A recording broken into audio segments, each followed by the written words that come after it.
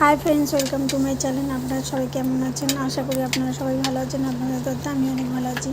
আজকে আবার একটা নতুন রেসিপি নিয়ে হাজির হলাম। চলুন দেখে নিয়ে যাক কী করছি। এটা আমি মাংস মিক্সারে করে নিয়েছি, যার মধ্যে আমি একটু আলু সিদ্ধও দিয়েছি আর কাঁচা ঝাল। আর এটা আমি একটা ব্যাটার তৈরি করে নিয়েছি, যার মধ্যে আমি 2টো ডিম আর ময়দা দিয়েছি। দেখতেই পাচ্ছেন আমার সব কিছু রেডি হয়ে গেছে। আমি এবার গ্যাসের মধ্যে তেল দিয়ে তার মধ্যে যেরকম আপনারা গোলা রুটি করেন বা পাতলা রুটিও বলতে পারেন, সেই রকম করছি।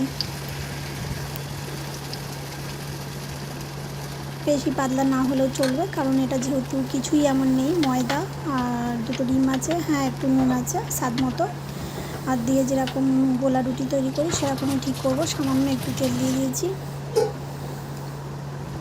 আমি এটা দুরকম করে দেখাবো। একটা আমি কাঁচা মাংস দিয়েছি, যেটা আমি এক্ষুনি বললাম মিক্সারে বেটেছিলাম, 2টো কাঁচা ঝাল আর সামান্য একটু নুন আর মাংস দিয়ে চিকেন, এটা হচ্ছে সেইটা দিয়ে আমি দেখুন সাইডে রেখে দিয়েছি। ওটা এখন হোক। আর যে আমি কাঁচা মাংসটা যেটা মিক্সার করেছিলাম, তো আমি সেটাও এর মধ্যে দিয়ে একটু নেড়ে চেড়ে নেবো, যাতে একটু এর মতো যায়। কাঁচা মাংস দিয়ে কীরকম লাগে আর এমনি ভালো মাংস দিয়ে কীরকম লাগে সেই আমরা টেস্ট করবো। তো দেখুন আমি এর মধ্যে যেহেতু আলু, কাঁচা ঝাল বাটা আর শুধু মাংস আর একটু নুন দিয়েছি, আর কিছুই না।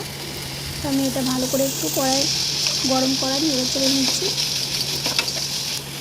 যেহেতু মুরগির মাংস বেশিক্ষণ সময়ও লাগে না সিদ্ধ হতে। তো দেখুন দেওয়ার সাথে সাথেই আমার জিনিসটা হয়ে গিয়েছে, আর যেহেতু মিক্সারে বাটা ছিল বলে আরও তাড়াতাড়ি আমার জিনিসটা হয়ে গিয়েছে। আর যেটা আমি করলাম সেটাও দেখুন এখনও হচ্ছে। ওটা গ্যাসটা যেহেতু একদম মিডিলে আছে, তো এখন ওটা হচ্ছে হোক। আমি আরেকটা ওটা তুলে নেবো এবার উল্টে, আর তারপরে এইবার যে ভাজা গোশটা দিয়েছি এবার ওটা দিয়ে তৈরি করবো। একদম নতুন রেসিপি, আপনারা একবার হলেও ট্রাই করবেন ঘরে, অবশ্যই ভালো লাগবে খেতে। কম সময়ের মধ্যে ঝটপট নাস্তা। দেখুন আমার এবার রেডি হয়ে গেছে, আমি এবার তুলে নিলাম। আপনাদের ভালো লাগলে অবশ্যই একটা লাইক করবেন। Thank you.